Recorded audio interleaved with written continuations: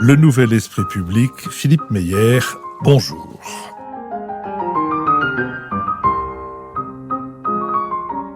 Si c'est pour la culture, on a déjà donné. C'est notre bada pour lequel j'ai aujourd'hui le plaisir de recevoir Olivier Mantelli. Olivier Mantelli, bonjour. Bonjour. Quand je dis que je vous reçois, je vous re-reçois puisque c'est avec vous qu'on a inauguré cette série des badas. Vous étiez à l'époque directeur de l'Opéra-Comique. Vous êtes aujourd'hui directeur général de l'établissement public de la Cité de la Musique Philharmonie de Paris depuis le 1er novembre de l'année dernière. Donc vous avez été directeur du Théâtre National de l'Opéra-Comique. Vous êtes formé à la musicologie et vous aviez en 99 fondé la Fédération des ensembles vocaux et instrumentaux spécialisés avant de devenir producteur de spectacles et agent d'artistes, et vous êtes copropriétaire avec Olivier Poubelle du Théâtre des Bouffes du Nord, que vous a d'une certaine manière confié, ou en tout cas que vous a transmis son fondateur, Peter Brook, et maintenant du Théâtre de l'Athénée, que vous a transmis, pour lequel vous avez été, Olivier Poubelle et vous, choisi par Patrice Martinet, qui a été un très grand directeur de théâtre. J'aimerais avoir avec vous, à l'occasion de la parution de votre livre Dessous de scène aux éditions de l'Arche, qui est un livre petit par sa dimension, mais très riche par les différents thèmes qu'il aborde. Et justement, parce qu'il est riche, en tout cas, c'est comme ça que le lecteur que je suis l'a trouvé, j'aimerais avoir avec vous une conversation qui soit un peu au fil de l'eau. L'une des choses qui ressort de votre biographie, c'est la diversité des établissements dont vous vous êtes occupé ou dont vous vous occupez, diversité dans leur taille et aussi diversité dans leur type de public et dans leur type de programmation. Et en même temps, évidemment, il y a un certain nombre de points communs, notamment la musique, et aussi quelque chose qui est entre, alors d'un côté le théâtre au Bouffes du Nord, et en même temps, à l'Opéra-Comique, quelque chose qui fait appel à des qualités d'acteurs chez les chanteurs, ce qui est moins le cas, en tout cas, ce qui est moins requis à l'opéra. Bref, quelles sont les boussoles avec lesquelles on travaille à la Philharmonie, à l'Opéra-Comique et au Bouffes du Nord, et puis à l'Athénée, mais à l'Athénée vous êtes moins engagé puisque vous êtes propriétaire plus que programmateur. Alors bien sûr, il y a des points communs et il y a des divergences.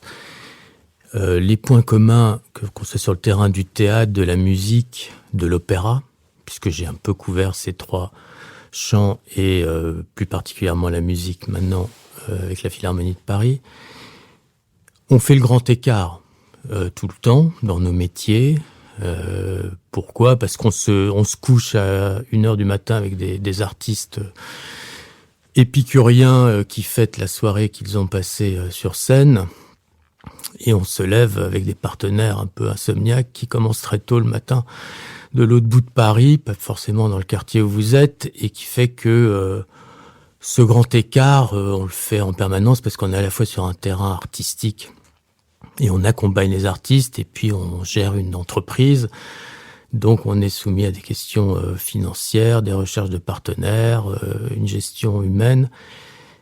Donc bien évidemment, le spectre est très large, quelle que soit l'activité artistique. C'est vraiment la spécificité de notre métier, qui nécessite d'être bien encadré, bien entouré, de déléguer beaucoup. Donc ça, c'est le point commun. Après, il y a des divergences parce que c'est pas tant la nature même de l'activité que de l'identité du lieu où on l'exerce. C'est évident que entre un théâtre comme le Théâtre des Bouffes du Nord, qui a son empreinte historique et liée aussi à Peter Brook, bien évidemment, avec une jeune création, avec des tournées, puisque c'est le théâtre qui tourne le plus en Europe. Un opéra-comique est marqué par son répertoire, qui porte le nom de son répertoire, donc l'opéra français, et qui se tourne vers le passé, forcément. Donc il faut le renouveler, mais toujours en se tournant vers son patrimoine.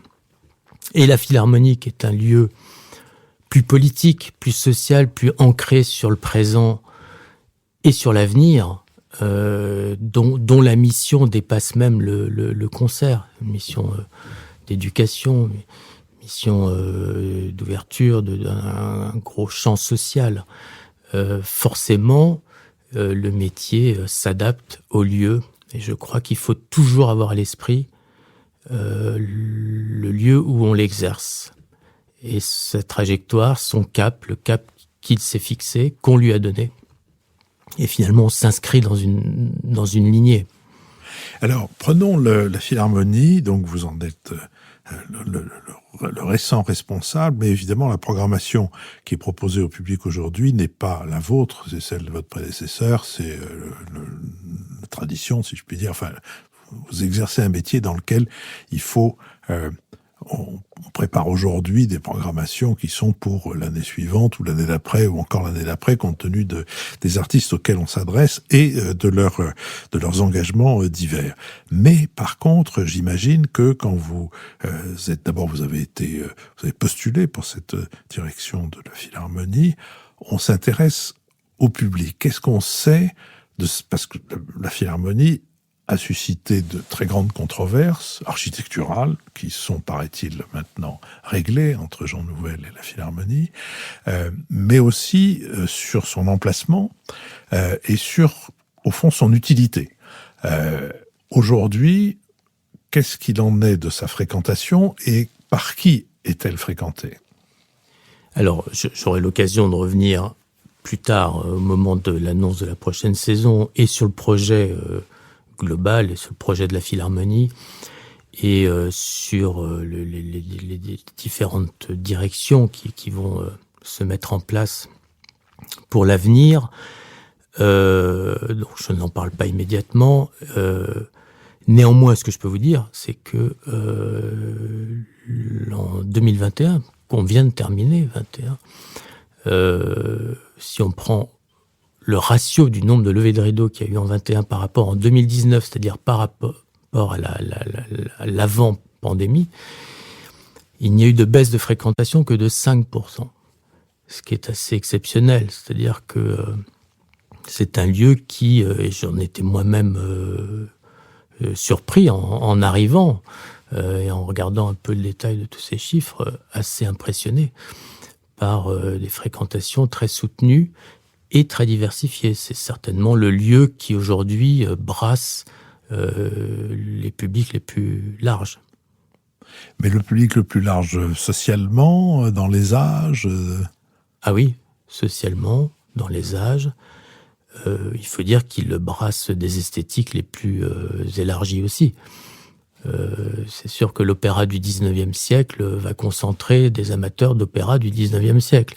Mais quand vous avez un espace qui va être à la fois un espace d'exposition où vous avez en même temps le hip-hop et Xenakis, c'est un autre grand écart, où vous avez 4 salles de concert qui présentent autant des musiques actuelles que des musiques contemporaines classiques. Bah forcément, le brassage est naturellement plus facile. Donc vous diriez que de toutes les institutions que vous dirigez ou que vous avez dirigées, c'est la Philharmonie de Paris qui est celle dont le public a le plus de diversité. Et je dirais fort heureusement, puisque c'est celle dont la mission permet cette diversité. D'autant plus. Et est-ce qu'il faut considérer à l'inverse que, par exemple, l'Opéra Comique et de toutes les institutions que vous avez dirigées, celle dont le public est le plus homogène ou le plus uniforme? Oui, d'où la satisfaction de l'avoir élargi.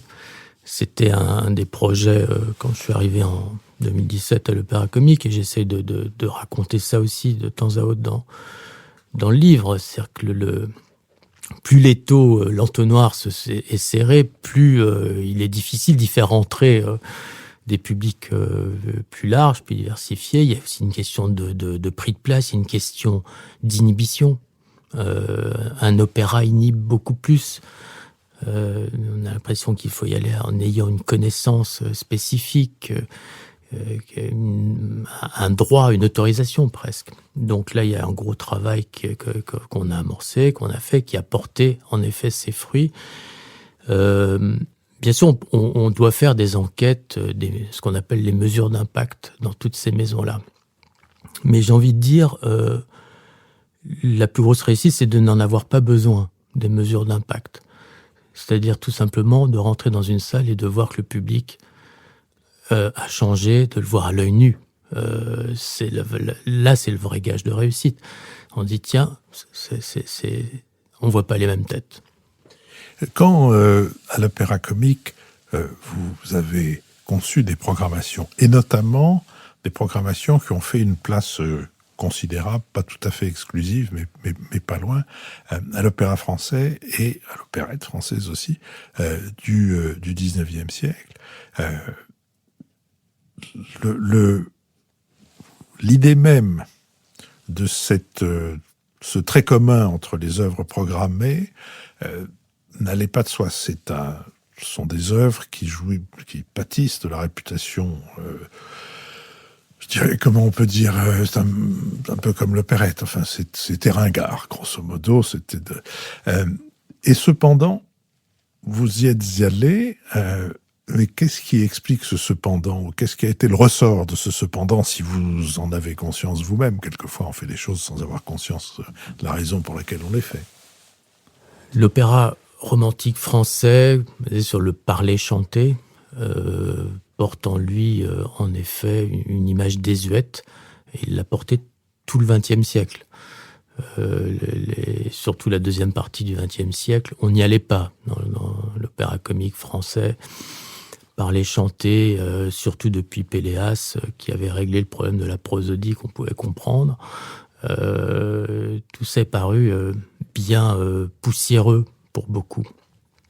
Est arrivée une jeune génération, il faut toujours sauter une génération ou deux, jeune génération de jeunes metteurs en scène, musiciens qui ont été élevés à la pluridisciplinarité dans les grandes villes, à Paris entre autres, pour certains, avec des parents, les deux parents qui travaillaient, on les mettait en cours de chant, en cours de théâtre, en cours de piano, en cours de danse, ils faisaient à peu près tout, et les plus doués d'entre eux arrivaient avec une vraie ouverture sur différentes disciplines, alors que moi, peut-être vous, avons été élevés dans le choix d'une discipline. Alors, par chance, on pouvait faire un sport et une activité culturelle, mais je pense que ça a ouvert les esprits de notre jeune génération de créateurs, d'artistes. C'est un fait. Et ils se sont appropriés cette relation du parler au chanté d'une autre manière, et ils lui ont donné un petit coup de jeune. Mais il y a une chose qui m'a étonné, vous parlez d'ailleurs dans votre livre de l'importance que les metteurs en scène ont pris, et c'est que souvent ce sont des œuvres qui n'offrent pas une très grande prise à nos metteurs en scène contemporains qui aiment bien exister beaucoup. Et pourtant, et là encore, quelle est l'explication possible ou l'éclairage possible sur ce « et pourtant » ? Oui, alors d'autant plus que les livrets ne sont pas forcément fameux. C'est des très belles partitions musicales, et des fois, en effet, on a des livrets compliqués, et je pense que il ne faut pas réécrire l'œuvre. C'est pour ça que je fais tout un chapitre aussi sur la création contemporaine qui doit non seulement interroger le temps présent et le temps futur, et si on veut vraiment coller à notre réalité, il faut passer par la création, je pense, et partir même du texte, du librettiste plutôt que du compositeur, et inviter le metteur en scène et le compositeur à travailler autour d'un texte pour créer une cohésion et un sens unique aux propos que l'on veut défendre, plutôt que de réécrire totalement une œuvre du patrimoine en étant contraint d'utiliser nombreuses didascalies pour expliquer pourquoi on a pris telle ou telle décision, qu'on a changé telle ou telle chose. Et je prends les exemples des jeunes metteurs en scène. Ce que fait par exemple Cyril Teste, puisque l'opéra comique Louis Langret, le nouveau directeur, va reprendre là ce mois-ci la production d'Hamlet qu'il dirige et qui a été mise en scène par Cyril Teste, à qui j'avais proposé sa première mise en scène. Il faut dire peut-être que tous nos auditeurs ne sifflent pas Hamlet dans leur bain, donc il faut dire Hamlet, Ambroise Thomas, dont je ne sais plus qui disait il y a 3 sortes de musique, la bonne, la mauvaise et celle d'Ambroise Thomas. Voilà, qui vont faire que maintenant ils vont la siffler dans leur bain bientôt, oui, à force de l'entendre. Mais en effet, c'était une production très réussie, plutôt une œuvre méconnue, en tous les cas mal connue. C'était une réussite et donc ils la reprennent. Cyril Teste a modernisé l'œuvre qui souffre quand même de désuétude par endroits, sans toucher à l'histoire, sans la réécrire, sans la transposer. Il l'a modernisée par une sensibilité, par une émotion, par un univers visuel, par une projection des psychologies, un peu de mystère, un peu plus de mystère. Et je pense qu'il y a une génération qui fait ça très bien. Justement, je vais venir à d'autres exemples que vous donnez, mais Ambroise Thomas, Hamlet. Bon, évidemment, vous êtes jeune depuis longtemps, mais pas assez pour avoir été présent à la création ou même aux premières représentations du Hamlet d'Ambroise Thomas. Et celui de Cyril Teste, oui, par contre, puisque c'est vous qui l'aviez commandé. Comment vous imaginez définir la différence entre les représentations d'Ambroise Thomas, du temps d'Ambroise Thomas, dont je ne sais d'ailleurs pas qui les a mises en scène, et celle de Cyril Teste? Quelles sont les différences, à votre avis? Évidemment, on n'avait pas de témoignages, sauf peut-être les critiques de l'époque, mais comment imaginez-vous qu'on donne différemment cet opéra français désuet et finalement qui retrouve un public aujourd'hui, et un public, comme vous l'avez dit tout à l'heure, quand on rentre dans la salle, on voit bien que c'est pas un public de barbons. Oui. Alors, on parle d'une époque, en effet, je n'y étais pas, mais on a quelques chiffres. C'est des milliers de spectateurs qui ont vu ces œuvres, hein, et je crois 1500 représentations pour certaines. 1000, on n'imagine pas ça aujourd'hui pour ces opéras-là. Donc, il y avait un champ concurrentiel qui n'était pas le même. Il y avait une vraie relation populaire à ce genre. Il y avait une alternance permanente, ce qui faisait qu'on utilisait beaucoup les toiles peintes, parce qu'on n'avait pas le temps de monter des nouveaux décors. Donc c'était essentiellement des décors assez simplistes qui reposaient sur de la toile peinte.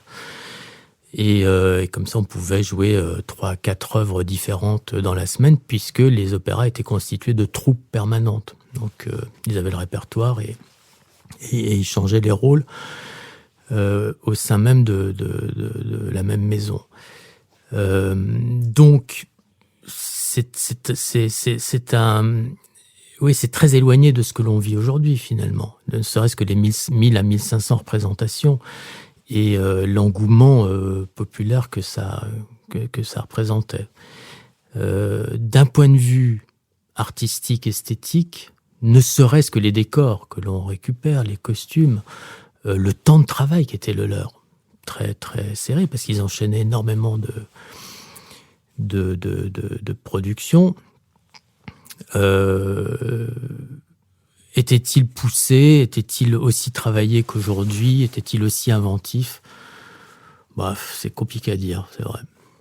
Mais vous pensez que la manière de donner la musique était différente? Parce que vous avez dit tout à l'heure comment Cyril Teste avait, dans Hamlet, mis l'accent sur l'émotion.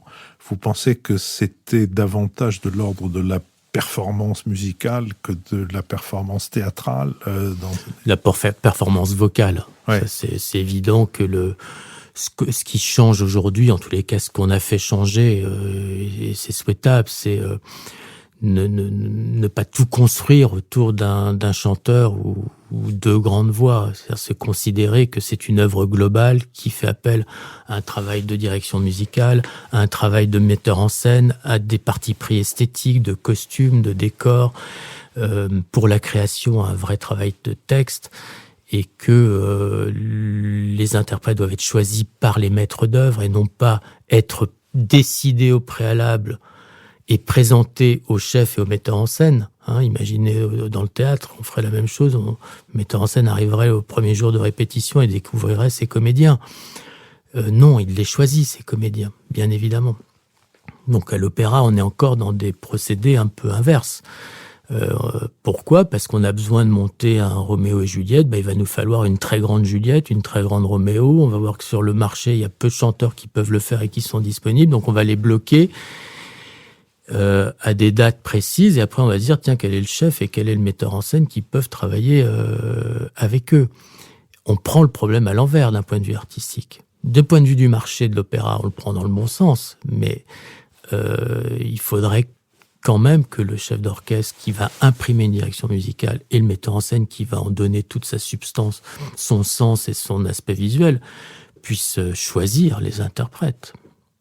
Oui, ça fait beaucoup de facteurs humains qu'il faut arriver à dominer ou à harmoniser. Il faut que le metteur en scène et le chef d'orchestre s'entendent et il faut, comme vous l'avez dit, que la distribution convienne à l'un et à l'autre.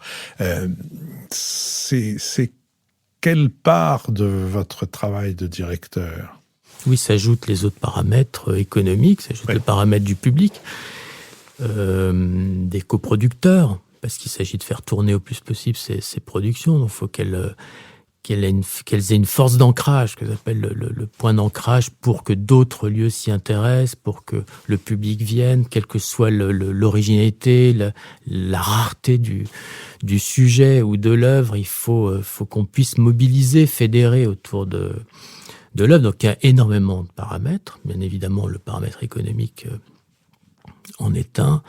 Aussi s'ajoutent dans notre société aujourd'hui d'autres enjeux sociétaux, qui font qu'on est dans une injonction contradictoire permanente entre les objectifs financiers et de développer des ressources propres, l'ambition artistique qui doit rester la nôtre, même si on nous la demande formellement de moins en moins, mais on se la donne nous-mêmes. Et le public là, cette exigence-là, donc il faut aussi faire venir du public, et puis il faut penser à l'éco-responsabilité qui est un sujet d'avenir aussi, à tous les publics. Bref, c'est un travail d'équilibriste. On est sur la corde raide tout le temps, et il faut trouver où on situe le curseur pour répondre favorablement à tous ces critères.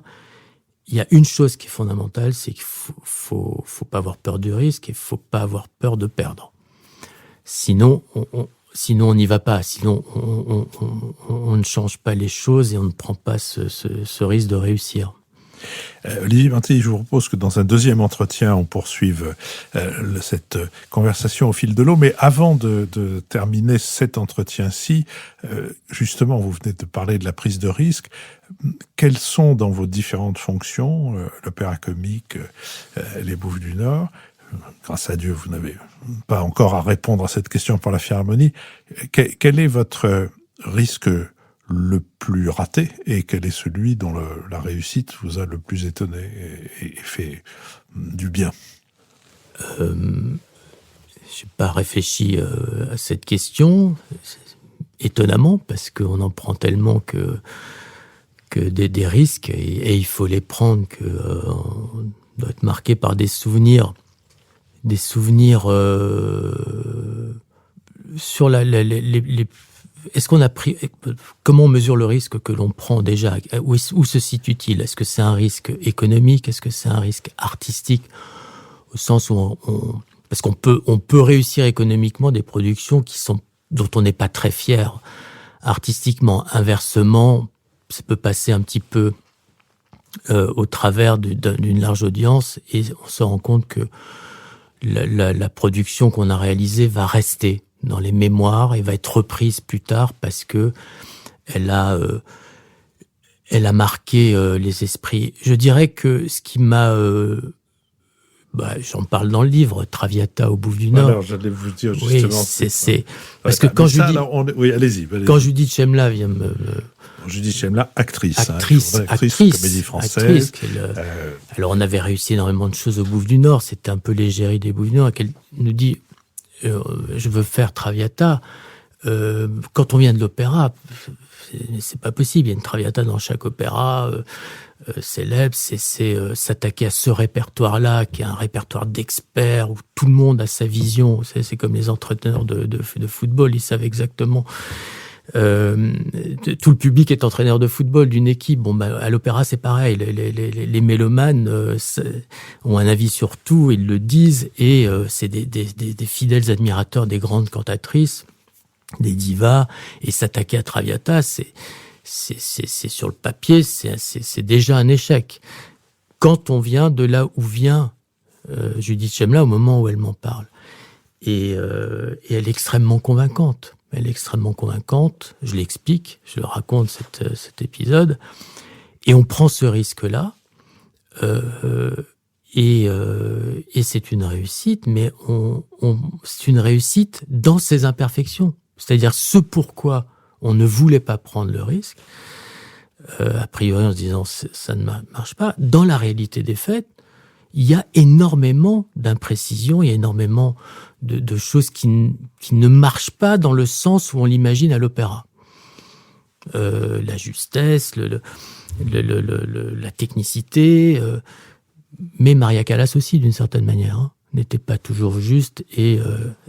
Mais par contre, Maria Callas était la première à vraiment incarner le rôle théâtralement. Ce qu'a fait d'une autre manière Judith Chemla, tant et si bien que toutes les imperfections disparaissent au bénéfice d'une émotion partagée collectivement sur scène et dans la salle. Olivier Berthet, je vous remercie. Je vous propose que nous reprenions cet entretien à partir de cet exemple de la Traviata et de Judith Chemla que vous venez de donner, mais aussi sur d'autres façons qui remontent à Peter Brook, de reprendre certaines œuvres, certaines vaches sacrées du répertoire et d'en faire autre chose sans les trahir. Donc, à la semaine prochaine.